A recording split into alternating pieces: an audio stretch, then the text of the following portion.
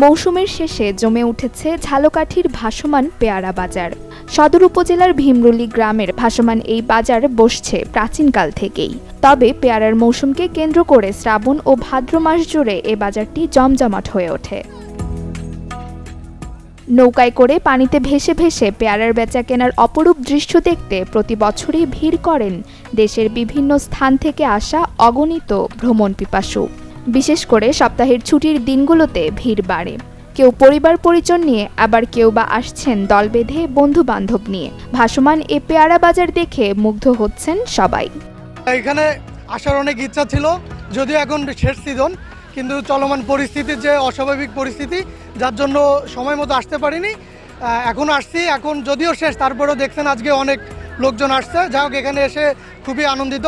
এখানে প্রতি বছরে আসি, অত্যন্ত চমৎকার একটি জায়গা, এবং আমার মনে হয় যে এরকম জায়গা বাংলাদেশের আর কোথাও নেই। এটা দেখার খুব ইচ্ছে, অনেক আগে থেকেই এই ভাসমান পেয়ারা বাজার দেখবো, এই জন্য আমার বন্ধু মিলে আসা। আমরা শরীয়তপুর থেকে আসছি, আরো আগে আসার প্ল্যান ছিল, তো দেশের এই পরিস্থিতির কারণে আর আসা হয় নাই।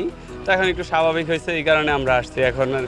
এভাবে পর্যটকের ভিড় বাড়লে দেশের অস্থিতিশীল পরিস্থিতির কারণে বিগত কয়েকদিনের লোকসান কাটিয়ে ওঠা সম্ভব বলে মনে করছেন ব্যবসায়ীরা। আমাদের এবার এই রাজনৈতিক কারণেই আমাদের এখানে পর্যটক এবং পাইকারপত্র খুবই কম, কারণ এখন বর্তমানে একটু স্বাভাবিক হওয়ার কারণে এই একটু পরিবর্তন কিছুটা হয়েছে। এখন পাইকারপত্র আসা শুরু হয়েছে। যদি এভাবে কোনো আসে পাইকারপত্র, তাহলে আমরা লসটা সারিয়ে কোনোভাবে উঠতে পারবো। কিছুদিন আগে আমাদের রাজনৈতিক কারণে হোক, যেভাবে হোক, আমাদের ব্যবসা বাণিজ্য খুব খারাপ অবস্থা ছিল। বর্তমানে সেই পর্যটকের সংখ্যা বা পেয়ারা বাজারের পাইকার আসা শুরু করছে। মোটামুটি আমাদের যে পেয়ারার দামটা মোটামুটি স্বাভাবিক আসা শুরু করছে। এবছর পেয়ারার ফলন কিছুটা কম হলেও দাম ভালো পাচ্ছেন চাষিরা। যোগাযোগ ব্যবস্থা ভালো হওয়ায় চাহিদা বেশি, তাই চাষিরা ক্ষতি পুষিয়ে উঠতে পারবেন বলে জানায় কৃষি সম্প্রসারণ অধিদপ্তর। এবছর কিন্তু তুলনামূলকভাবে অন্য বছরের তুলনায় কিন্তু পেয়ারার বাজার দরও যেমন ভালো, তেমনি কিন্তু এই এখনকার যে অবস্থা, তাতে কিন্তু বিশেষ করে এই যে পদ্মা সেতু হওয়ার কারণে সহজেই কিন্তু এখানকার পেয়ারা ঢাকা সহ বিভিন্ন জেলায় কিন্তু সহজেই কিন্তু বিপণন করা সম্ভব হচ্ছে। এতে করে কিন্তু বাজার দাম ভালো পাওয়া যাচ্ছে।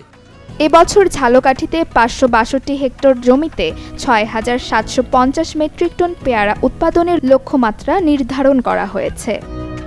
Desk report, channel 24।